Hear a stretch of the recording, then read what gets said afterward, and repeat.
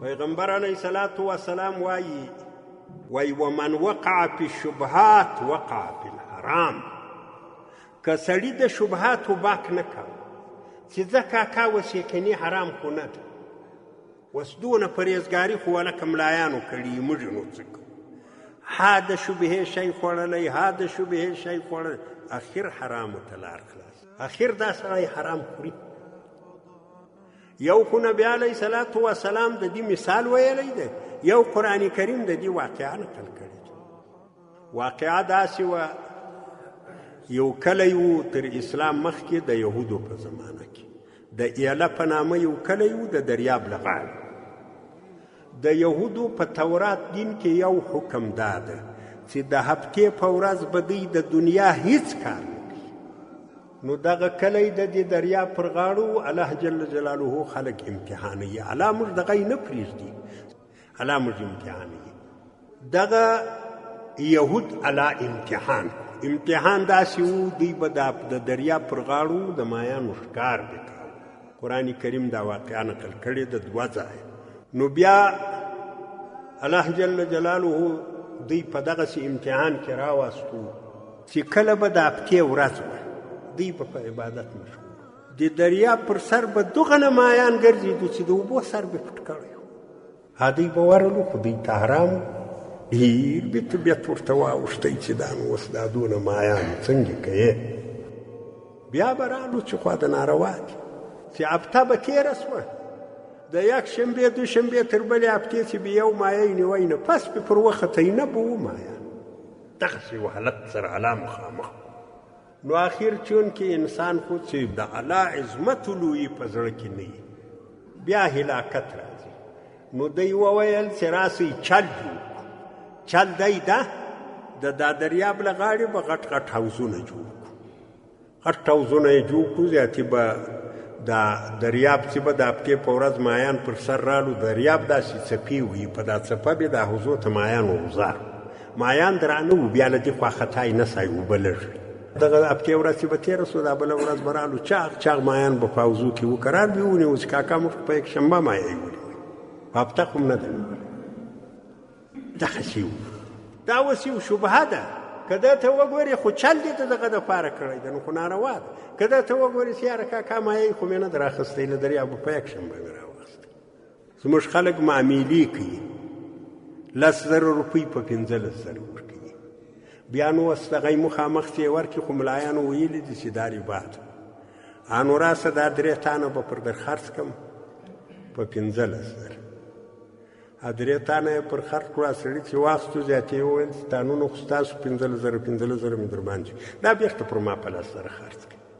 هغه بېرته ده ته ورکړې، 10,000 روپۍ یې ورکړې. تانونه هغه په دوکان کې پراته دي، ایستلي اعلانې دي، 10 په 15 بدلې شوې. چې واده څه وایي، دا مې سودا وکړه. نو چې کله په دغه جرأت کې سړی راسي، بني اسرائیلو یهودو دا کار تر یو څه وخته وکړی. اخر یې وویل چې کاکا د ملایانو خبرې پرېږده، به د هفتې په ورځ به سهار ور وواتو، څه ماښامه به مایان مې وو. اخر خو سړي ته جرأت حاصل شي. الله جل جلاله دغه خلک مسخه کړو، بیزوګیان. سوره بقره کې وایي الله جل جلاله ورته وایي کونو قردة خاسئین، ذلیل بیزوګیان جوړ سئ. الله ټول بیزوګیان کړو. 3 شپې ژوندي وو، بیا مړه شو. امتحانونه راځي. د نبی علیه الصلاة والسلام په وخت کې د هجرت په 6م کال نبی علیه الصلاة والسلام صحابه ورته وویل چې ما ته داسې انداز لګېدلی ده چې په آینده کې موږ تاسې عمره کولی. خوب مې لیدی، موږ احرامونه تړلي وو، پر مکه شریف هم طواف کوو. نو دا خو د انبیاو خوب ده، د انبیاو خوب خو رښتیا. نو یې خلکو ته وویل چې درځئ ولاړ شو عمرې ته. نو نبی علیه الصلاة والسلام راغی. د حدیبیه په نامه یو ځای ده، یو حرم ته نږدې، بعضې حصه یې په حرم کې ده، څه له حرمه د باندې ده. دلته یې واړول، دا 1400 کسان ورسره دي. خو دلته امتحان دا راغی. د نبی علیه الصلاة والسلام ملګري دي 1400 کسه صحابه دي. د صحابهو ایمان. نو یو صحابي روایت کوي چې موږ په دا حدیبیه کې واړول چونکې موږ د خرچې له لارې ډېر کمزوري وو څه دانې به خورماوې وې څه داسې شی نه و راسره دلته دوی احرامونه تړلي دي په احرام کې ښکار ناروا ده دوی ټول په احرام کې نو دا صحابي وایي چې دا زموږ مابین ته دونه د غره پسونه راشوه سو دغه نه راشوه سو زموږ په دا خلکو کې دی ګرځېدو که موږ په نیزه وهلی بلکل هم په نیزه وهلی سئ دا یو نه و دوه نه و لس نه و دی رمې رمې ګرځېدو اوس الله دا خلک امتحانوي که نه د غره پسه سړي ته نه راځي الله جل جلاله دا خلک امتحانوي چې ته ودرې د دوی ایمان په کم انداز کې وای مرغان دونه رالو وای موږ به ناستو یو ځای به مو اور بل کړی یو شی به مو پخاوه دا مرغان به دی پر اڅرخېدلي اوس موږ په لاس کې رااخستی امسای خو لیکن د دغو خلکو ایمان و الله کامیاب کړو نه مرغه ته لاس وروړی ده نه پسه ته لاس وروړی ده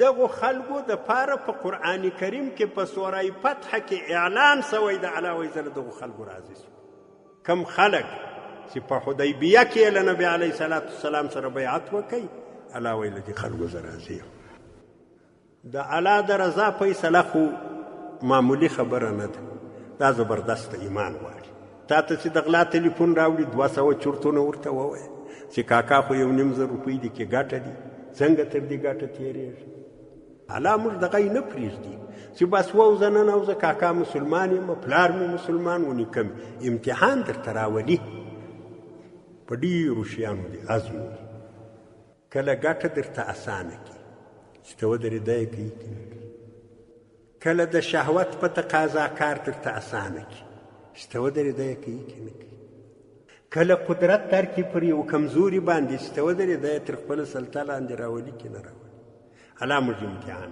د دنیا څو ورځې شپې دې ګوره پام کړه امتحان یو څو شېبې دې ګوره پام کړه د دنیا څو ورځې شپې دې ګوره پام کړه امتحان یو څو شېبې دې ګوره پام کړه امتحان یو څو شېبې دې ګوره پام کړه لار هغه ده چې الله یې درته ښایي هغه ده چې الله یې درته ښایي د ابلیس لارې کږې دې ګوره پام کړه امتحان یو څو شېبې دې ګوره پام کړه د ابلیس لارې کږې دې ګوره پام کړه امتحان یو څو شېبې دې ګوره پام کړه د دنیا څو ورځې شپې دې ګوره پام کړه امتحان تعلیم الاسلام رادیو